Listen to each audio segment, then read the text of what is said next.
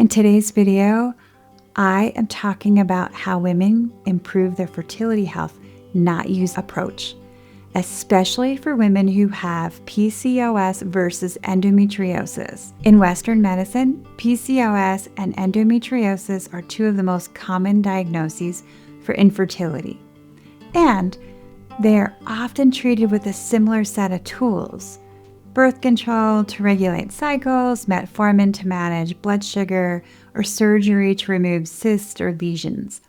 But in traditional Chinese medicine, these two conditions are often seen as polar opposites. One of them is a damp, stagnant condition, and this is characterized by accumulation and sluggishness. The other is more of a blood stasis or stuck blood and inflammatory condition, which is characterized by sharp pain and poor blood circulation. Treating them the same is a recipe for failure. Today, I'm going to show you the real difference and why understanding it is critical for your fertility journey. Hi there, I'm Dr. Gina Terinoni. I'm a doctor of acupuncture and Chinese medicine for over 25 years now, and I have helped over 2,000 women and couples to become pregnant and have healthy babies. I'm also certified as an integrative medicine practitioner specializing in fertility and women's health care. Welcome to day 6 of our 30-day fertility challenge. If you haven't seen the other days, go back and check them out. This is a building series and you're gonna love it. If you've been diagnosed with either PCOS or endometriosis, this video is one of the most important ones that you can watch. We're going to move beyond Western labs and labels and look at the underlying fertility patterns. This is where true healing begins. When you understand the why behind your diagnosis, you can start applying the right solutions. No more throwing spaghetti at the wall. So if you're ready to get to the root cause, make sure that you subscribe below to my channel and hit the little bell so you don't miss any of the videos in the series. So let's get to breaking it down. Let's start with PCOS, or polycystic ovarian syndrome. From a TCM perspective, the root of PCOS is almost always a pattern of dampness and phlegm. Remember, the swampy, waterlogged soil that we talked about. That's PCOS. Your metabolic processes are sluggish.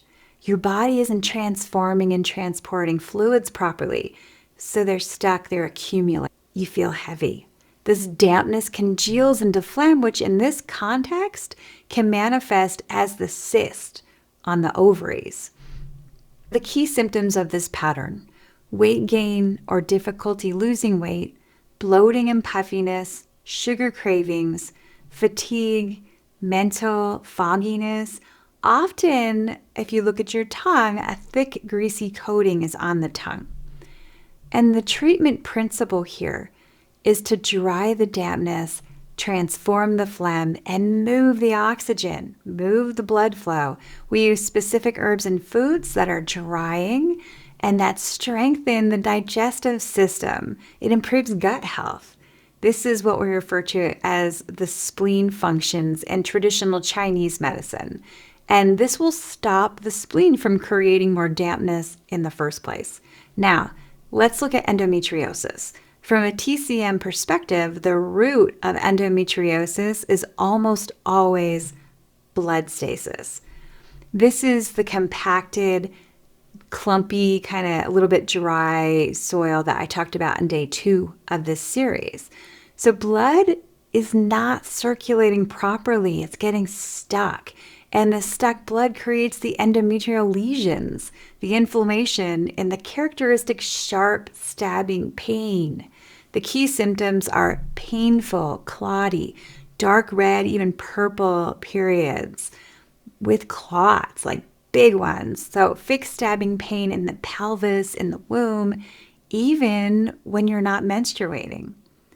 Pain with intercourse, often a purple or a dusky looking tongue. And if you look underneath the tongue, you're going to see 2 thick, ropey veins there, most likely. So the treatment principle here is we focus on invigorating blood flow, breaking up stasis, warming the blood, warming the channels. We use blood-moving herbs and foods, castor oil packs, and techniques to improve pelvic circulation. So do you see the difference? And there's so many more details to go in on how you can help both of these conditions. So PCOS is a condition of accumulation and sluggishness. We need to dry things out and move them.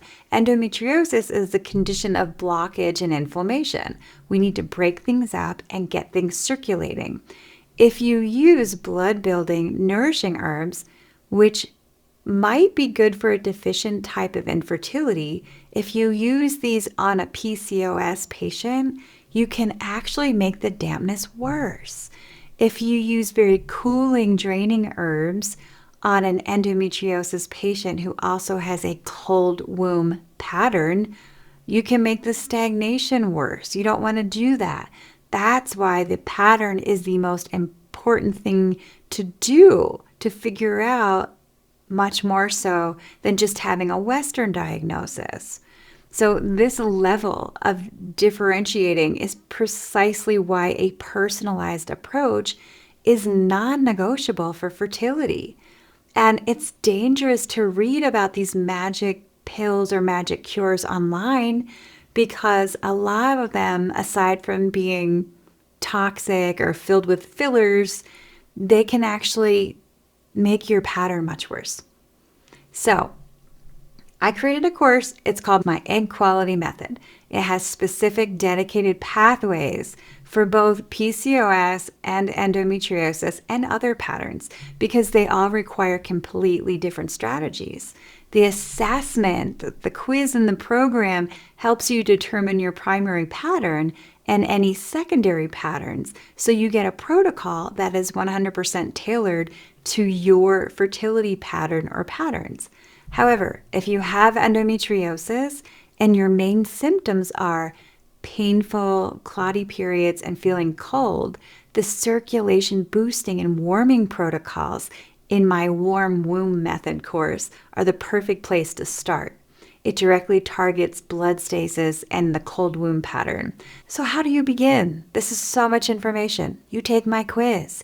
You take the fertility pattern finder and you find your pattern easily. The quiz helps you to analyze your unique combination of symptoms and it guides you to the right starting point. The link's in the description. If you can't find it, just tell me. I want the quiz down in the comments below. Okay, so I hope this clears up some of the confusion around these two very common diagnoses. And in your unique pattern, this is the first most important step toward true healing. I want to make sure I'm creating the most helpful content for you. Have you been diagnosed with PCOS or endometriosis? Let me know in the comments below. This is going to help me to plan more specific videos in the future. And then if you have questions, ask me questions below. I read everything and I try to answer every single question that comes my way.